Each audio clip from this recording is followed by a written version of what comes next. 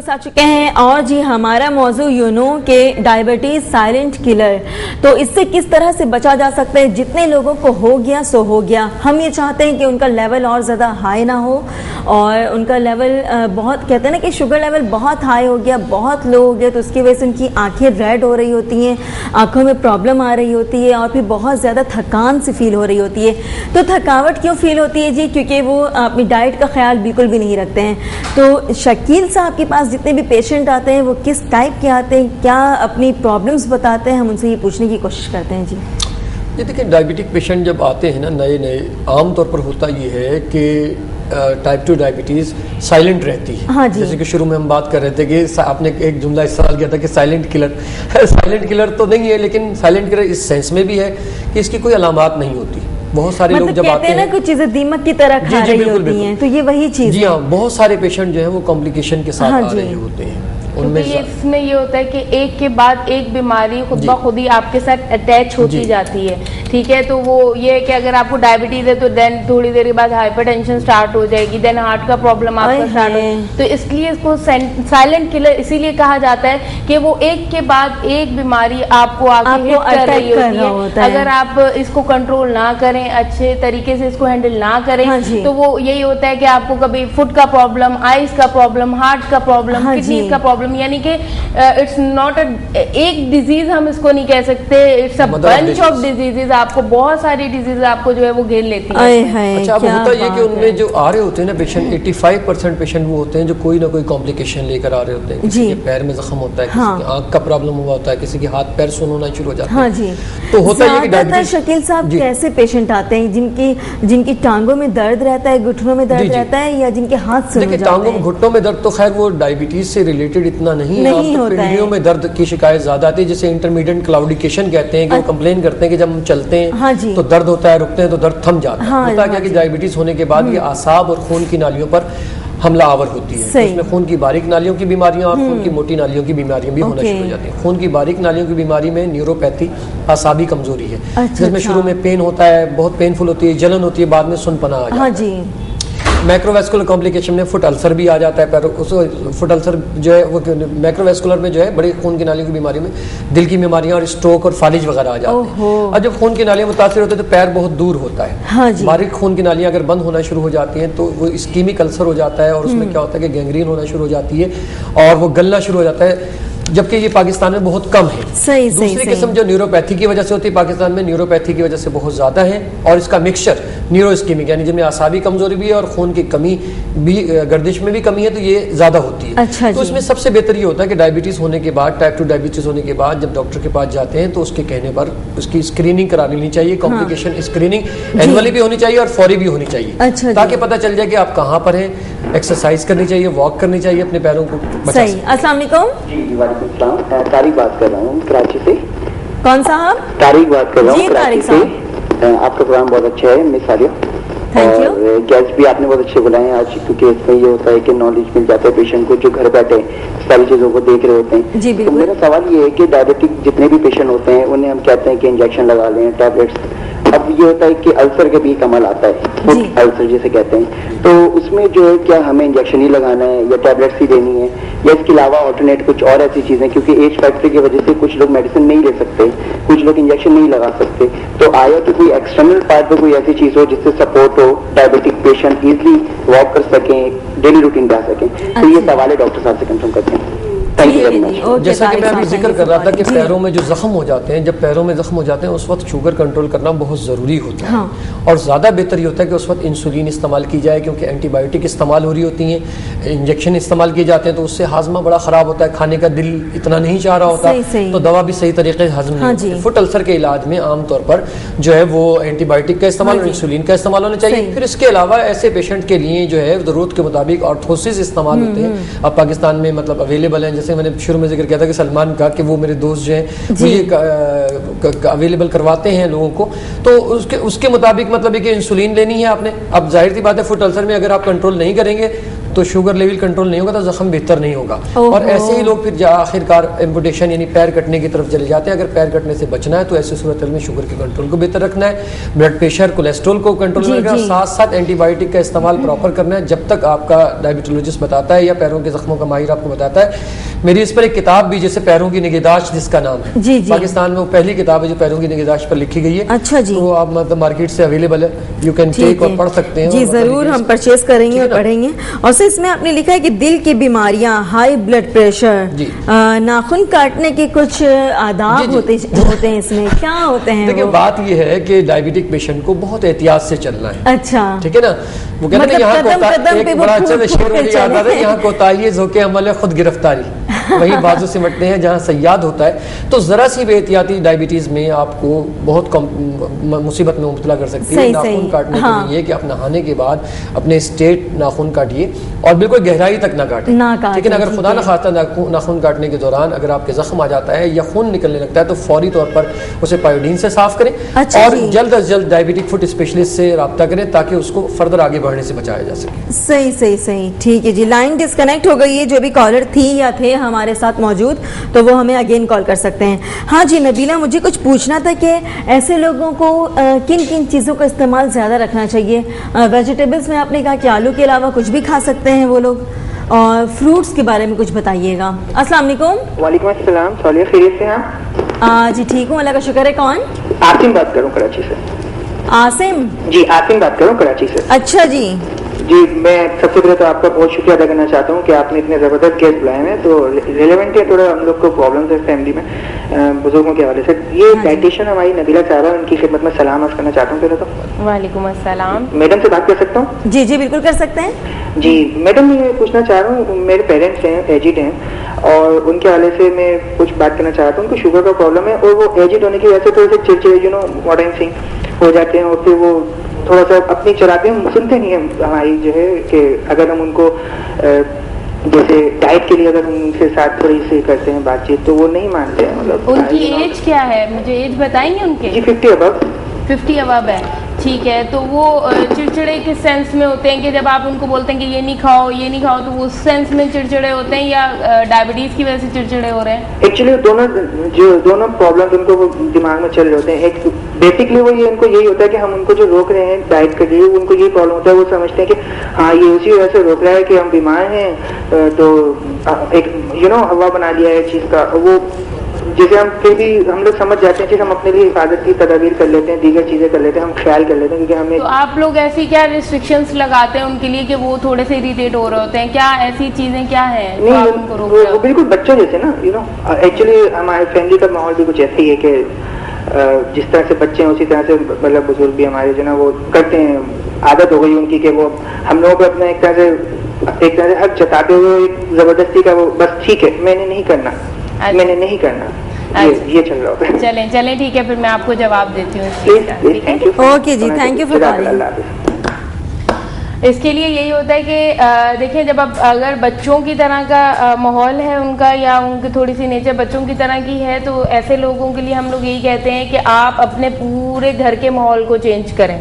ठीक है, आप बच्चों को नहीं चेंज कर सकते तो आप अपने आप को तो चेंज कर सकते हैं। ठीक है, तो आप अपने पूरे घर के माहौल को चेंज करें। ठीक है, मुझे आज भी याद है कि जब मेरे अब्बा को डायबिटीज हुई थी आज से तकरीबन 20 साल पहले, तो हमारे घर में ऐसी चीजें जिस तरह बीफ है बहुत ज्यादा पहले हमारे घर में, यानी कि कीमा वगैरह उसका या शामी कबाब बहुत बनते थे, तो हम लोगों ने वही चीज को ही कट डाउन कर दिया। ठीक है, पहले हमारे घर में ये होता था कि मीठा 15 दिन में अगर बनता था तो अब 2 महीने 3 महीने में एक दफा बनता है। मतलब तो पूरे घर वालों यानी कि पूरा घर उस चीज को जो है वो डील कर रहा है, ताकि जो पेशेंट है उसको ये फील ना हो कि मैं अकेला हूँ, मेरे साथ इस तरह से इसलिए रिएक्ट किया जा रहा है क्योंकि मुझे ये बीमारी हो गई है, शायद मैं मरने वाला हूँ। इन लोगों ने सारी मुझे जिंदगी की आसाइशों से काट दिया। तो इसलिए इस तरह से नहीं होना चाहिए, पूरे घर को चेंज करना चाहिए। एक बात और ऐड करना चाहूंगा कि जब आप किसी पेशेंट की लाइफ को मॉडिफाई करना चाहते हैं, डाइट में मॉडिफिकेशन चाहते हैं, तो आप पॉजिटिव एटीट्यूड इख्तियार करें। आमतौर पर हमारे यहाँ क्या होता है कि अगर मिसाल के तौर पर आपने मना करना है कि आम नहीं खाएं, तो आप मतलब कि वो इतना बार बार ना कहें। ठीक है, नंबर 1 तो उन्हें बताते रहे उसके इंपॉर्टेंस और उसके नुकसानात बताते रहे। अच्छा, प्लस दूसरा ये कि सम टाइम ऐसा होता है कि हाथ से छीन लेते हैं। लोग ये भी होता है, बिल्कुल हाथ से छीन लेते हैं। तो उसमें क्या होता है कि जब बार बार कहते हैं ना, तो बुजुर्ग जो होते हैं वो कहते हैं हम समझदार हैं, हमें बार बार ये बता रहे हैं, तो बेहतर ये कि उनके साथ मतलब है कि जिस तरीके से लॉजिकली चला जाए तो वो उसके लिए राजी हो जाते हैं और मतलब बड़े अच्छा रिस्पॉन्स देते हैं। और चिड़चिड़ेपन की एक बुनियादी वजह होती है कि उन्हें जब बार बार कहा जाता है कि यार हमें पता है सब कुछ, या कल के बच्चे हमें बता रहे हैं, लेकिन बहरहाल नॉलेज है, आप मतलब पॉजिटिव एटीट्यूड इख्तियार करें, तो ऐसा नहीं है कि बुजुर्ग मतलब ना माने या बच्चे भी ना माने। ठीक है, तो क्या करें, जैसे अब मैंगो का सीजन आने वाला है, तो उनसे छुप छुपा कर मैंगो खाया जाए या नहीं? बिल्कुल खाएं, मैंगो घर में खाएं, उनको भी खिलाएं, लेकिन क्वांटिटी। बहुत सारे बुजुर्ग नहीं मानते, वो कहते कि मुझे 2 से 3 ही खाने हैं। ठीक है, फिर उनका खाना जो है वो स्किप कर दें। मतलब कुछ भी ना खिला के 3 मैंगोस खिला सकते हैं? नहीं, 3 मैंगोस तो नहीं, अब वो मैंगो के साइज में आप इलामा इकबाल वाला अगर आप मैंगो लेंगे तो फिर तो अगर आपने अनवर रटौल खिलाना है तो फिर तो चले 3 खिला दे, छटाक का होता है। बाकी अगर बैगन फली या दूसरा लेंगे तो वो तो किलो 1.5 किलो के आम है। लेकिन उन्हें बताएं कि आपने अगर मुसलसल लेना है, सीजन को एंजॉय करना है, तो ठीक है, आप 1 फांक ले लीजिए, 2-3 दिन में 1 फांक ले लीजिए, कम मिकदार में लें, और उसकी जगह अपनी आधी रोटी को कम कर दीजिए। ऐसा नहीं है कि वो मतलब जो है इसके लिए तैयार नहीं होंगे, और बड़ा अच्छा रिस्पॉन्स उनका आ रहा होता है बुजुर्गों का। सबसे ज्यादा प्रॉब्लम हम लोगों को यही होती है ये मैंगो के सीजन में। मैंगो के सीजन, ठीक है, अब वो यही होता है कि अब हम दिल हम किसी का तोड़ नहीं सकते हैं, ठीक है, अब वो हमसे आगे बड़े प्यार से पूछते हैं कि क्या हम मैंगो खा सकते हैं। अच्छा, वो सीजनल फ्रूट भी है, बहुत ज्यादा पसंदीदा भी है। आम जो इतना मासूम सा और इतना सा सबका पसंदीदा फल है, हम इसे बहुत ज्यादा खतरनाक समझते हैं। बकाई यूनिवर्सिटी में एक स्टडी हुई थी कि विच फ्रूट, तो आप जानते हैं कौन सा फल था? कौन सा? चीकू से शुगर बड़ी तेजी से बढ़ती है, आम के मुकाबले में ज्यादा तेजी। अच्छा। ये एक स्टडी है वकाई यूनिवर्सिटी की, डॉक्टर हमें पता नहीं है उसका इसलिए बढ़ती है क्योंकि उसके अंदर जो फाइबर, जो रेशा होता है, अगर आप चीकू खा रहे हैं, ठीक है, उसके अंदर देखिए इतना रेशा नहीं होता है। अगर आप मैंगो लेते हैं तो उसके अंदर रेशा ज्यादा होता है, तो इसलिए वो शुगर फौरन नहीं बढ़ती है उससे। चीकू अगर आप लेते हैं तो वो इतना ज्यादा स्वीट भी होता है और उसके अंदर फाइबर नहीं होता, इसलिए वो फौरन शुगर को ऊपर कर देता है। सही, ठीक है जी। शकील साहब, मुझे एक सवाल पूछना था आपसे कि सबसे ज्यादा खतरनाक जख्म पूरी बॉडी में जो डायबिटिक पेशेंट है, कौन सा जख्म बहुत ज्यादा खतरनाक साबित होता है? पैरों के जख्म जो होते हैं वो सबसे ज्यादा खतरनाक होते हैं जब पैरों में जख्म हो जाते हैं, बाकी जख्म तो मुंदमिल हो जाते हैं। क्योंकि न्यूरोपैथिक अल्सर जो होते हैं वो आमतौर पर पैर के नीचे होते हैं, इस्कीमिक साइड्स में होते हैं, और न्यूरो इस्कीमिक भी आमतौर पर नीचे या साइड में, दोनों जगहों पर आ सकते हैं। अच्छा जी। अगर इनको प्रॉपर ट्रीट ना किया जाए तो पेशेंट की डेथ भी हो सकती है। हमारे यहाँ उसे बहुत गैर संजीदगी से लेते हैं। अगर पैरों में जख्म हो जाता है तो प्रॉपर पैरों उस डॉक्टर के पास जाएं जो कि उसका ट्रेंड है, बाकायदगी से उसकी ड्रेसिंग होनी चाहिए। अमूमन ये होता है कि पता चला कि पेशेंट जब आ रहे होते हैं मेरे पास, मुझे बड़े अफसोस के साथ ये कहना पड़ रहा है, जब ड्रेसिंग खोली जाती है तो बदबू आ रही होती है, पैरों में कीड़े तक पड़े होते हैं। ये इतना इग्नोरेंस होती है। और अच्छी एंटीबायोटिक ड्रेसिंग नहीं करनी चाहिए, ड्रेसिंग प्रॉपर करनी चाहिए। प्रॉपर करने का क्या तरीका है? देखिए, प्रॉपर करने का तरीका ये होता है कि इसके लिए बाकायदा ट्रेंड पोडियाट्रिस्ट होते हैं। जैसे मेरे साथ अभी भी एक पोडियाट्रिस्ट में साथ लेकर चलता हूँ अमूमन। हमें जाना था एक जगह, तो प्रॉपर ट्रेंड लोगों से ड्रेसिंग कराई जाए। आम ड्रेसर से उसकी ड्रेसिंग नहीं करानी चाहिए। वो बेहतर जानता है कि किस वक्त कौन सी ड्रेसिंग करनी है और किस वक्त, क्योंकि मुख्तलिफ लेवल पर मुख्तलिफ ड्रेसिंग होती है। मिसाल के तौर पर एक चीज नाक जैसा जब रेशा हो रहा है, मेडिकल की लैंग्वेज में स्लफ कहते हैं, तो उस सूरत हाल में उसे योसोल से करनी है। जब वो बेहतर होता जा रहा है उसे पायोडीन और नॉर्मल सेलाइन के मिक्सचर से करनी है। एक वक्त ऐसा आएगा पायोडीन से हटकर उसे नॉर्मल सेलाइन पर भी आना होगा, तो डिफरेंट ड्रेसिंग इस्तेमाल की जाती है। तो ये तो डिपेंड करता है उसके ऊपर। और इसको प्रॉपर मतलब कि ऑफलोड करके रखा जाए अगर जरूरत है। ऑफलोड पाकिस्तान में अल्हम्दुलिल्लाह कुछ कंपनीज भी मतलब कि प्रोवाइड कर रही हैं ऑफलोड, और प्लस हम लोग लोकली भी बना रहे हैं। इवन के मतलब कि बहुत ही चीपेस्ट उसमें वो बन जाते हैं ऑफलोड, और बड़ी जल्दी जख्म जो है बहुत कॉस्टली नहीं है कि लोग डर से ना जाए पेशेंट। 300 रुपए से लेकर 1500 रुपए तक बन जाते हैं। शकील साहब, एक और सवाल है जी कि इसके नौबत ही ना आए उससे पहले अपने पैरों की हिफाजत किस तरह से वो करें? देखिए, शुगर के कंट्रोल को बेहतर रखना है। जैसे कि मैंने बताया कि cholesterol, blood pressure, sugar level और वेट। दूसरी बात ये कि आपने वॉक करनी है, एक्सरसाइज करनी है। डायबिटिक प्रिवेंशन एक स्टडी थी, उसमें ये साबित हुआ था कि वॉक करने से जो प्रिवेंशन होती है वो 60%, 58% है। और दवाइयों का असर 34% होता है। हम तमाम चीजें दवाइयों पर छोड़ देते हैं, चलते फिरते बिल्कुल नहीं, प्रॉपर वॉक करते रहे। अगर पैरों में किसी भी किस्म की नमनेस, सुनपना आता है या पिंडलियों में दर्द होता है तो फौरी अपने डॉक्टर के नॉलेज में लाइए। वैसे तो हर माहाना चेकअप पर या सालाना चेकअप पर ये टेस्ट होते हैं। इसके अलावा मतलब प्रॉपर एक टेस्ट होता है जिसे डॉपलर कहते हैं। अक्सर मतलब कि डॉक्टर साहिबान अपने क्लिनिक पर करते रहते हैं, डॉपलर स्टडी करके शरियानों को देख लेना चाहिए।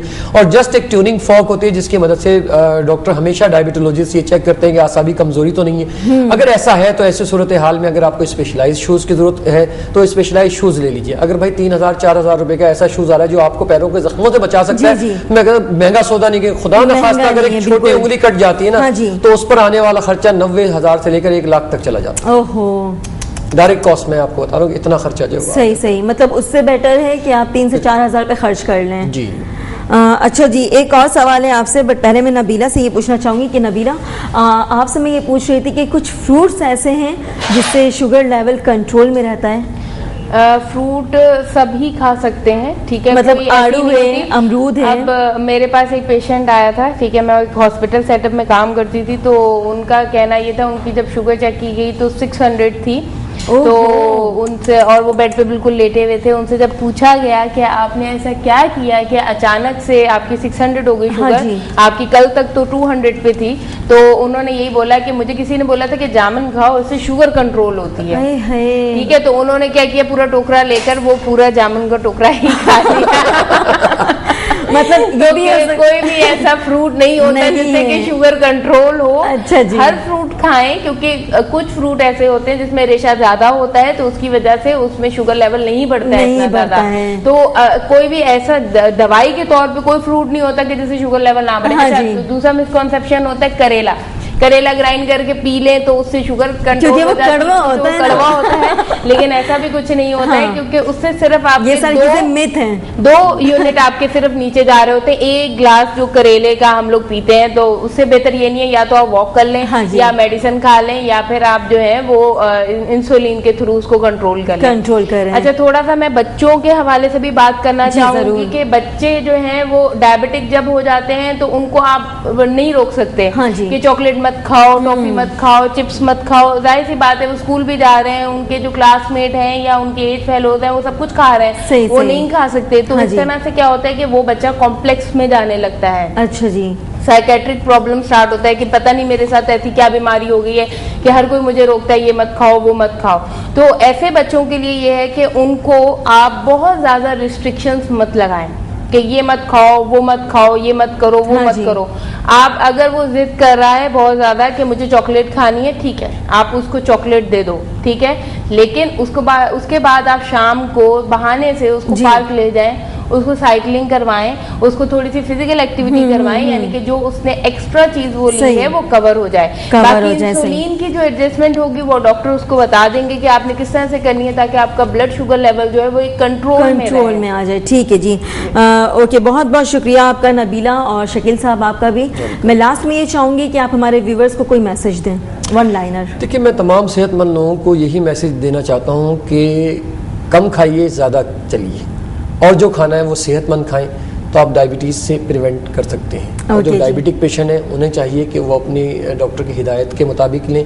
सिर्फ करेला और करेले के जूस पर ही इक्तफा ना करें, जो आपका डॉक्टर बताता है वो बेटर है आपके। ओके जी, ठीक है जी। नबीला, मेरी ये एडवाइस है सब लोगों के लिए, डायबिटीज कोई ऐसी बीमारी नहीं है, इसके ऊपर अपने ऊपर हावी मत करें उसको, ठीक है। इसको आप सिर्फ एक बैलेंस डाइट लेके चलें, नॉर्मली वॉक करें, आप भी आम लोगों की तरह जी सकते हैं जिस तरह के आम लोग जीते हैं। ये मत समझें कि मुझे डायबिटीज हो गई है तो बस मेरा आखिरी वक्त आ गया, सब कुछ नहीं है। आप सालों साल इस बीमारी के साथ जिंदा रह सकते हैं, बस इसको आपने मैनेज करना है। प्रॉपर मेडिसिन है, प्रॉपर डाइट और प्रॉपर वॉक आप करेंगे तो you will be fine and अच्छी लाइफस्टाइल आप इंशाल्लाह। ठीक है जी, बहुत बहुत शुक्रिया आप दोनों का, थैंक यू सो मच। जी नाज़रीन, देखा आपने कि डॉक्टर शकील साहब और नबीला ने हमें कितनी अच्छी प्यारी बातें हम तक फराहम की हैं जी। ये जो आज हमारा डायबिटीज़ का टॉपिक था वो सिर्फ और सिर्फ इस वजह से था कि गुजरांवाला से हमें नाइला एहसन साहिबा ने भाई फरमाइश की थी, उनकी फरमाइश पे ही हमने किया है ये प्रोग्राम कि आप प्लीज़ डायबिटीज़ पे कोई अपना शो रखें, अच्छे डॉक्टर्स डाइटिशियंस को बुलाएं ताकि इन सब चीज़ों से लोगों में अवेयरनेस आए, क्योंकि आपको पता है कि आजकल डे बाई डे कितनी ज़्यादा बीमारियाँ फैल रही हैं इस दुनिया में, खासकर कराची में। तो ठीक है जी, इसके साथ ही साथ हो चुका है यहाँ पर हमारा प्रोग्राम ख़त्म। अपनी होस्ट सालिन और इनको इजाज़त दें, मिलते हैं न्यू मॉर्निंग न्यू सेगमेंट के साथ। तब तक के लिए अपना बहुत सारा ख्याल रखिएगा। अल्लाह हाफिज़।